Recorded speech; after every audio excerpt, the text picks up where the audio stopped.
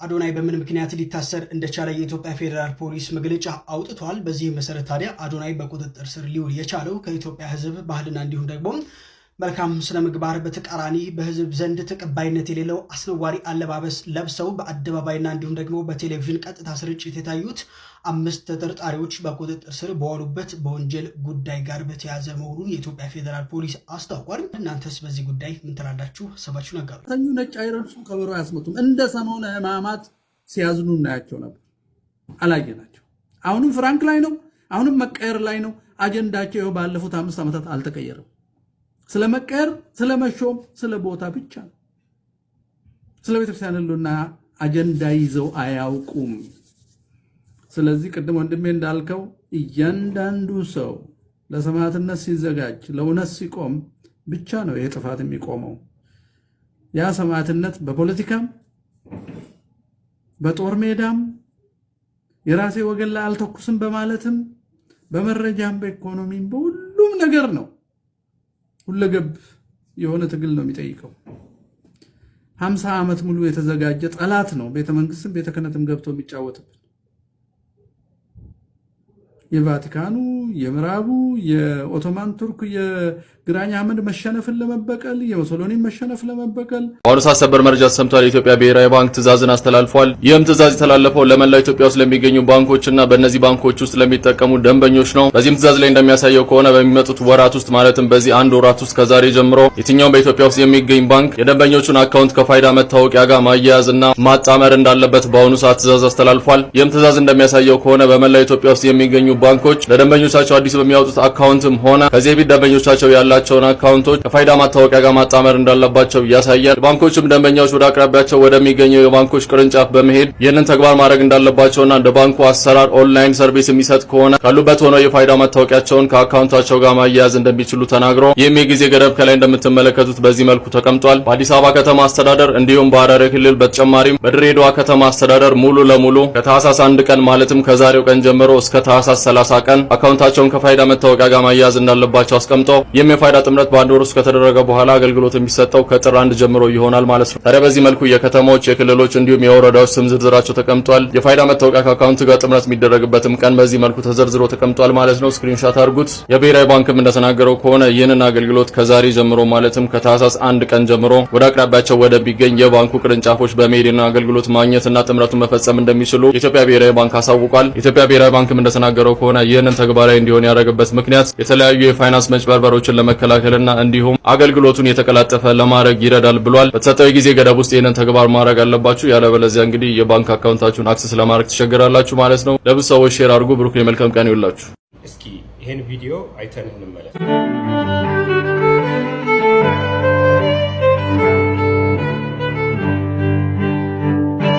አሁን የተመለከትነው ቪዲዮ ኢቢኤስ ቴሌቪዥን በስጦታ ፕሮግራሙ በጋዜጠኛ ዳንኤል በኩል መንገድ ላይ ለተቸገሩ ለተራቡ ሰዎች ምግብ የሚሰጡበት ፕሮግራም ነው። ይህ ከላይ አሁን ያየነው ቪዲዮ ምሳ ከጋዜጠኛ ዳንኤል የተቀበለው የታላቁ ተቃርኖ፣ የአስኳላ፣ የሱፍ አበባ፣ የጉልጥምት ኢትዮጵያ፣ ህንፍሽፍሽ መጽሐፍ ደራሲ የሆነው ታላቁ የኢትዮጵያ ደራሲ ሀብታሙ አለባቸው ነው። ይሄ ለመሆኑ ደግሞ ጋዜጠኛ ዳንኤል ቢሰጥ ጽፎ አይቼ እሱ መሆኑን እርግጠኛ ነው ብዬዋለሁና እርግጠኛ መሆኑን ነግሮኛል። አንድ ትልቅ ኢትዮጵያዊ ደራሲ በዚህ መልኩ ምሳ መንገድ ላይ ሲመጸወት ከማየት በላይ በጣም የሚያናድድ የሚያበሳጭ ነገር የለም። ምናልባት የኢቢኤስ ጋዜጠኛ ዳንኤልም ያወቀው አይመስለኝም። ካወቁት በኋላ ግን በተለያዩ ፕሮግራሞቻቸው እንግዳ አድርገው ጋብዘው እርዳታ እንደሚያደርጉለት፣ ድጋፍ እንደሚያደርጉለት ተስፋ አደርጋለሁ። ከዚህ በፊት ለሌሎች ለተቸገሩ አካላት እንደሚያደርጉት ሁሉ ማለት ነው። አንድ ትልቅ ስራዎቹ በተለያዩ የብሮድካስት ሚዲያዎች ላይ የሚተረኩለት ባሪያነቱ የሚጠቀስ ኢትዮጵያዊ ደራሲ በዚህ መልኩ መንገድ ላይ ምሳ እየተመጸወተ ከማየት በላይ የሚያናድድ የሚያሳፍርም ነገር የለም። ደራሲ ሀብታሙ አለባቸው በዚህ መልኩ ተቸግሮ ይመስለኛል እንግዲህ መንገድ ላይ ምሳ የሚመጸወተው እና ይሄንን ሰው ማገዝ መርዳት ራሱን ችሎ የድርሰት ስራው ላይ ብቻ ትኩረት እንዲያደርግ ማድረግ ያስፈልጋል ብዬ አምናለሁ። ይህን ማድረግ የሚያስፈልገው ለሱ ብቻ ሳይሆን ነገ ለሚመጡት ታላላቅ ስራ ለሚሰሩት የት ወድቃለሁ ብለው እንዳያስቡ ህዝብ ከጎናቸው እንዳለ ለማሳየት ትልቅ አርአያነት ያለው ስራ በመሆኑ ሁሉም ተረባርቦ መስራት አለበት ብዬ አስባለሁ። ኢቢኤስ ቴሌቪዥንም በዚህ በኩል ደራሲ ሀብታሙ አለባቸውን ያግዘዋል ብዬ አስባለሁ። ሲያውቁት እንደሚቆጩ አምናለሁ። አመሰግናለሁ። ጎንደር ወዴት እየሄደች ነው? የሊቃውንት ሀገር፣ የ44ቱ ታቦት ማደሪያ፣ የጀግኖች መናኸሪያ። እንዴት በጎንደር ውስጥ መናፍቃን እንደዚህ ይጫወቱበታል? እረ እባክህ! እስከ መቼ ነው ግን ባለፈው ነገር እየፎከረንና እየሸለለን የምንኖረው? ጎንደር የሊቃውንት የት አሉ ሊቃውንቱ? ሊቃውንት ቢኖር እንዴት አንድ ፓስተር ትናንትና መጥቶ ያንጫጫሃል? ጎንደር የ44 ስንት ዘመን ሙሉ የተኛ ያንቀላፋ ዛሬ አንድ ጴንጤ መጥቶ ይንጫጫል። ንቁ ኦርቶዶክሳውያን! ወዴት ነው የሚነቁት? እኛ እኮ ዘመኑን ሙሉ ዓመቱን ሙሉ ስንሰራ ስንለፋ የነበረው ህንፃ ለመገንባት እንጂ ሰው ለመገንባት አልነበረም። ሁል ጊዜ ስብከታችን፣ ሁል ጊዜ ልመናችን ብር አይደለ እንዴ? የእንትናን ህንፃ ማሰሪያ ወጣ ወጣ አድርጉ፣ ወለሉን ማሰሪያ፣ ጉልላቱን ማሰሪያ፣ አዳራሽ ማሰሪያ፣ የልማት የእንትና በየቀኑ ስብከታችን ብር፣ በየቀኑ ልመና። ስንት ዘመን እንደዚህ አሳልፈን ዛሬ አንድ ጴንጤ መጣ። ጎንደር የሊቃውንት ሀገር። የት አሉ ሊቃውንቱ? ሊቃውንት ቢኖረን ህዝብ ነበር የሚገነባው፣ ሰው ነበር የሚገነባው፣ ክርስትና ነበር የሚገነባው። የእኛ እኮ ፉክክራችን ህንፃ ነው። እስቲ ይህንን ፎቶ ተመልከቱት። እዚህ ጋር ቤተክርስቲያን፣ እዛ ጋር ቤተክርስቲያን። በመሃላቸው እኮ ያለው ርቀት 5 ደቂቃ ምናምን አይሆንም። ፉክክራችን ሁሉ ህንፃ። የሆነች ትንሽ ሻል ያለች ህንፃ ካየን የሆነ ቦታ እዚህ ያለውን ህንፃ ደርምሰ ነው አፍርሰ ነው እሱን የሚበልጥ ህንፃ ለመስራት ነው የምንፎካከረው። እስከ መቼ ነው እንደዚህ የምንቀጥለው? አንተ አሁንም ቁጭ ብለህ ጎንደር የእንትና ሀገር የምትል ከሆነ እንኳን ጴንጤ ገና ቡዲዝም መጥቶ አንተን ይሰብካል። ገና ሂንዱይዝም መጥቶ ይሰብካል። ምን እሱን ትላለህ? ሴጣን ሁላ መጥቶ ሊሰብክ ይችላል። ስለዚህ እንደ መፍትሄ ማስቀምጠው እኔ በቃ ይብቃችሁ እስቲ። የኢትዮጵያ ኦርቶዶክስ ተዋሕዶ ቤተክርስቲያን ያላት ህንፃ እንኳን ለእኛ ለኦርቶዶክሳውያን ሌሎቹ ሁላ መጥቶ ቢጠቀሙበት በጣም የሀገር ህንፃ ነው ያለን። እንኳን ለኦርቶዶክሳውያን በቃ በአጠቃላይ ኢትዮጵያ ውስጥ ያሉት ሃይማኖት ተቋማት ቢሰበሰቡ ሁላ የሚበቃ በጣም በርካታ ህንፃ ነው ያለን። እንኳን ለእኛ ነው ምላችሁ፣ ይጠቀሙበት እያልኩ አይደለም። በቃ ህንፃ መስራት ይብቃን፣ ብር መለመን ይብቃን። ይሄ ልማት የምትሉት ነገር ይብቃን። የቤተ ክርስቲያን ዓላማ ልማት አይደለም። የልማት ሚኒስቴር አይደለችም ቤተ ክርስቲያን። የቤተ ክርስቲያን ዓላማና ግብ የሰው ልጅ እንዲድንና እንዲድን ብቻ ነው። አንድ ነፍስ ካዳንክ ከበቂ በላይ ሰርተሃል ማለት ነው። ህንፃ ስደረድር ብትውል ቀጣዩ ትውልድ መጥቶ ህንፃ የሚገነባ ከሆነ መንግስተ ሰማያት ለማስገባት እየጣርክ ያለው ድንጋይ እንጂ የሰው ልጅ አይደለም። ስለዚህ ሰው ላይ እንስራ። እዚህ ጋር መታችሁ የእንትና ሀገር አትበሉን። ኢትዮጵያ የሁሉም ሀገር ናት። ኢትዮጵያ ውስጥ ሁሉም ሀገር ጀግና አለ። ጀግና ጎንደር ውስጥ ብቻ አይደለም፣ ኦሮሚያ አለ፣ ትግሬ አለ፣ ጉራጌ ውስጥ አለ። ሁሉም ኢትዮጵያ ውስጥ ጀግና አለ። ሁሉም ሀገር ውስጥ ታቦት አለ። ሁሉም ሀገር ውስጥ ሊቃውንት ሞልቷል። ይህ ሊቃውንት ሲያስጠሉ በእናታቸው። ለሁሉም ባንክ ተጠቃሚዎች በዚህ ሰዓት ጥብቅ የተባለ መረጃ ሰምቷል። ከዛሬ ጀምሮ የሁሉም ባንክ ደንበኞች ያላቸውን የባንክ አካውንት ከፋይዳ ዲጂታል መታወቂያ ጋር ማስታሰር እንደሚኖርባቸው ብሔራዊ ባንክ አስታወቀ። እናም ሁሉም ሰው የባንክ አካውንቱን እስከ መጋቢት 30 ቀን 2018 ዓ.ም ድረስ ወደ ባንክ ቅርንጫፎች በአካል በመሄድ ወይንም በዲጂታል አማራጭ ከፋይዳ መታወቂያ ጋር የባንክ አካውንቱን ማስታሰር እንደሚኖርበት ተገልጿል። የፋይዳ መታወቂያ የሌላቸው ደንበኞች በአቅራቢያቸው በሚገኝ የፋይዳ ምዝገባ ጣቢያ በመሄድ መመዝገብ ግዴታ እንደሆነም ተነግሯል። እናም ሁላችሁም ይህ መረጃ ለሚያስፈልገው ሰው ሼር አድርጉለት፣ ፎሎ ማድረግ ቤተሰብ ይሁኑ። አሁንም የጋዜጠኛ ሶፎንያስ ጉዳይ በሶሻል ሚዲያው መነጋገሪያነቱን ቀጥሏል። ጊዜ ለሁሉም መልስ አለው፣ ታግሶ መጠበቅ ብልህነት ነው ይባላል። ጋዜጠኛ ሶፎንያስ ላይ ሲፈርድና ሲያዘንብ የነበረው የሶሻል ሚዲያ መንጋ ሁሉ አሁን ደግሞ አጋለጥኩት ሲል ወደ ነበረው ፍሬዘር ፊቱን አዙሯል።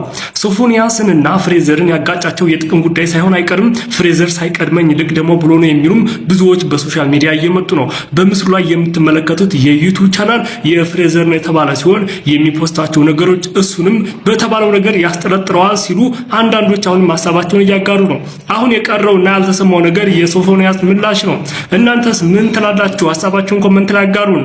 ከሌላ ለምሳሌ የመርቆሪዎስ ዚቅ ላይ ቅድም ካነበብኩት ንዜኑ ዘመርቆሪዎስ ይሩተቱትና ወይ ውሃተ ዘሰቀሎ ለሰማይ ከመቀመር ዘአሰርገዋ ለምድር በስነ ጽጌያት የመርቆሬዎስን ምሕረቱንና ቸርነቱን ኑ እንናገር። ምድርን ሰማይን ያለ ዋልታ የሰቀለ ይሄ ለእግዚአብሔር ብቻ የሚነገር ነው። እንደገና ምድርን ደግሞ በአበቦች ያስጌጠ ይሄም ለፈጣሪ ብቻ ነው። ተሰቅለ ዲበ ዕፀ በእንተ ያለ ለእኛ ለሰው ልጆች በመስቀል ላይ ተሰቀለ። ይሄ ደግሞ የክርስቶስን ቤዛነት ነው የሚናገር።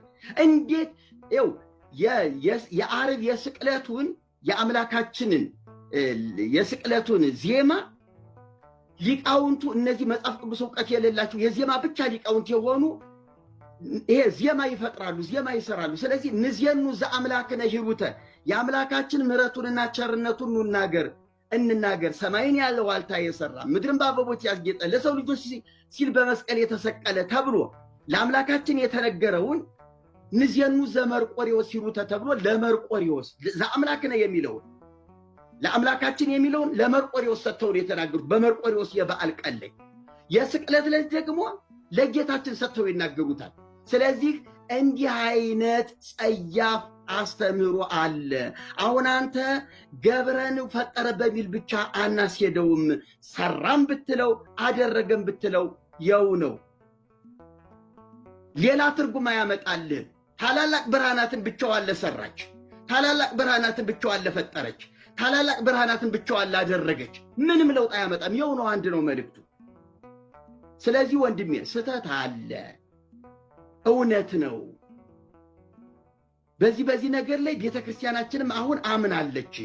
የእርማት ሊቃውንት ተመድበዋል ነው እንጂ ማለት ያለብህ ቤተክርስቲያናችን እንዲህ አታምንም ልትልም አትችልም። እንዴ ተው እንጂ ህዝበ ሊቃውንት እኮ ይታዘባል። እንዴ የቤተክርስቲያኒቱ ሊቃውንት መምህራን እኮ አሉ የሚታዘቡ። እንደዚህም አትልም። ስለዚህ እምቅድመ ሰማያት ወምድር ሀለወትኪ ከሰማይና ከምድር መፈጠር አስቀድሞ ነበርሽ። ተመልከት እንግዲህ እምቅድመ ሰማያት ወምድር ሀለወትኪ ከሰማይና ከምድር መፈጠር አስቀድሞ ነበርሽ። ፀሐይ ወወርኅ ይቀደሙኪ ፀሐይና ጨረቃ ከዋክብት አልቀደሙሽም። የሰማይ መላእክተ ሰማይ ይትልአኩኪ የሰማይ መላእክትም ያገለግሉሽ ነበረ። በኦርቶዶክስ ቤተክርስቲያን ሌላው ታሪኳ የድንግል ማርያም የኢያቄምና የሐና ልጅ ናት። ጌታን ስትጸንስ የ15 ዓመት ወጣት ነበረች። ከቤተ መቅደስ ስትወጣ የ15 ዓመት ወጣት ሆና። እሺ ዘማርያም መቀጠል ይችላሉ። እሺ እስቲ ውሸቱን ደግሞ ኒዮስቲ ኬት እንዳመጣው እንዳያስባችሁ ተጠንቀቁ ይላሉ የሊቃውንት ጉባኤ መናፍቁ ጌታቸው ገድል ወይስ ገደል ብሎ ላሳተው መጽሐፍ። ይህን ስታይ መለሽ ሰጠው ማን ነው? የኢትዮጵያ ኦርቶዶክስ ተዋሕዶ ቤተክርስቲያን። አሁን የተናገርኩትና ሊቃውንት ይታዘቡ ኋላ ያሉኝን እስቲ ነግሩኛል። እሺ ይህ መጽሐፍ በብፁዕ ወቅዱስ አቡነ ጳውሎስ ፓትርያርክ ርዕሰ ሊቃነ ጳጳሳት ዘኢትዮጵያ ወጨጌ ዘመንበረ ተክለ ሃይማኖት በ11ኛው ዘመነ ሲመት በትንሣኤ ጉባኤ ማተሚያ ቤት ታተመ 1996 ዓ.ም አዲስ አበባ። እሺ ይኸው ንዑንስ ግን ንግኔ ላቲ ንዑድ ፈሰውን ታሴባቲ የሚለውን አነሱና እዚህ ላይ እንዲህ የሚል ቃል በትልቁ አድርገኛ እንዴ ለዘገብረት ብርሃናተ አበይተ ባህቲታ ይላል። ለዚህ ምሮ መለሱ የሊቃውንት ጉባኤ በመሰረቱ ይላል መደበኛው ዚቅ አንተ አላየኸውም እንጂ ያ መናፍቁ ጌታቸው ለሱ መልስ ሰጠ የሊቃውንት ጉባኤ ማለት ነው። ይኸው ገጽ 27 ላይ ነው። ወይም እውነትን ለመናገር አልፈለክም እንጂ መደበኛው ዚቅ ለዘገብረት መንክራተ ይላል እንጂ ለዘገብረት ብርሃናተ አይልም። ይሄው ሊቃውንት ጉባኤ ከየትም አላመጣሁትም እኔ። የሊቃውንት ጉባኤ በደንብ አቋም ይሄ እኮ 1996 የተመለሰ ምላሽ ለ2018 ሮሳቸው ይጠየቁን ያሉት ያረጀ ጥያቄ ያረጀ መልስ የቆየ እኮ ነው። አሁን እንደ አዲስ ነገር ልክ እንደ ሰበር ዜና እነሱ አንብበው ትልቅ የቤተክርስቲያን ጉድ እንዳወጡ አስመስሎ ያቀርቡታል። ፉል ኦፍ ፌክ ነው በቃ። ይሄ እኮ 1996 ምላሽ ነው። ምንድነው ያለው? መደበኛው ዚቅ እንደሚለው ለዘገብረት ምን መንክራተ ገቢረ ተአምራትን ለምታደርግ ነው የሚለው እንጂ ይላል ለዘገብረት ብርሃናተ አይልም። ብርሃንን ለፈጠረች አይልም። ምን ነው የማያስኬድ ይሄ መደበኛው ዚቅ እንደዛ አይልም። እሺ ይቀጥል። ከዛስ ለዘገብረት መንክራተ ሲልስ ተአምራተ ምታር ያለውም ቅዱሳን በእግዚአብሔር ስም ብዙ ተአምራት ስለሚያደርጉ ነው። እመቤታችን ቅድስተ ቅዱሳን ስለሆነች ከሁሉ የበለጠ ተአምራት ብትሰራ አይበዛባትም። ይሄን ነው የሚናገረው። ምንድን ነው ያጠፋሁት እኔ? ምኑ ሊቃውንት ቢታዘቡኝ? የሊቃውንት ጉባኤ የመለሰው ምላሽ ማቅረቤ ነው የሚታዘቡኝ? በቃ ይሄ ነው የኛ ቤተክርስቲያን። ይሄ ተመልሷል እኮ 1996 መለሰ መልስ እኮ የሚመልሱልን። እኔ ጋር የዜማ ሊቅ ይቅረብ። ምን ዜማ ያስፈልገው? ይሄ እኮ ንባብ ነው። ዜማ ላይ ተገለበጠ፣ ዜማ ተሰበረብን እኮ አይደለም። ንባቡ እንደዛ አይልም። ቤተክርስቲያን እንደዛ አታምንም። አሁን ያለው 2018 ላይ ነው። ይሄ ምላሽ የ1996 ዓመተ ምህረት ነው። ሉክ ተመልከቱ። 1996 አዲስ አበባ ነው። አሳታሚ ማን ነው? የሊቃውንት ጉባኤ። የሰፈር የአንድ ሀገረ ስብከት አንድ ሊቀ ጳጳስ የመለሰው ምላሽ አይደለም የሚለው። ለዚህም ነው አሁን እየተከራከርኳቸው ያለሁት። የሆነ የግል ፈጠራ የግል ንግግር ምናምን አይደለም፣ መንክራተ ነው የሚለው። መደበኛው እንዲህ ነው ማምነው ካለች ተዋሕዶ ቤተክርስቲያን እኛ እንዲህ ነው የምናምነው። ለምን ፈጥራለን? በቃ መደበኛው ዚቅ እንደዚህ አይልም ካለች ቤተክርስቲያን በዚህ ነው የምታምነው። ስለዚህ የኛ እምነታችን ይሄ ነው። ብርሃኔን የፈጠረች የሚል ትምህርት የለንም። ገቢረ ተአምራትን ግን ያደረገች ግን ይላል። ባሕቲት እንኳን አላሉም እዚህ ጋር እኛ ሊቃውንት።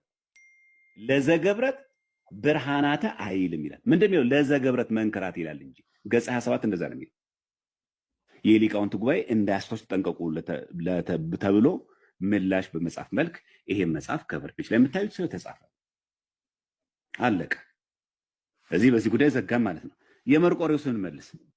የመርቆሬዎስም ልክ በተመሳሳይ ሁኔታ መርቆሬዎስ ገቢረ ተአምራትን ያደረገ መሆኑን በተለይ ደግሞ ጥቅምት 25 በሰማዕትነት ያረፈበት ስለሆነ ያረፈበት ዕለት ደግሞ ዕለተ ዓርብም ስለሆነች ከጌታችን ጋር አብሮ ተያይዞ የተነገረ ነው። እንኳን ይሄ ቀርቶ ከዋክብት ፀሐዮቹን ማስገዛት እግዚአብሔር ክርስቶስ ፈጣሪ ስለሆነ፣ አዎ እነ ኢያሱ ደግሞ ፀሐይ በገባኦን ሰማይ አቁመዋል። ኢያሱ ፈጣሪ ሆኖ አይደለም። በኤሎም ሸለቆ ጨረቃ እንዳይንቀሳቀስ አድርጓል። ምንም አይደንቅም። ይሄ ፍጡራን እኮ ነው የሚሰሩት። የፈጣሪ ቦታ ተክተው አይደለም፣ በፈጣሪ ኃይልና በፈጣሪ ስልጣን መሆኑን የሚያሳይ።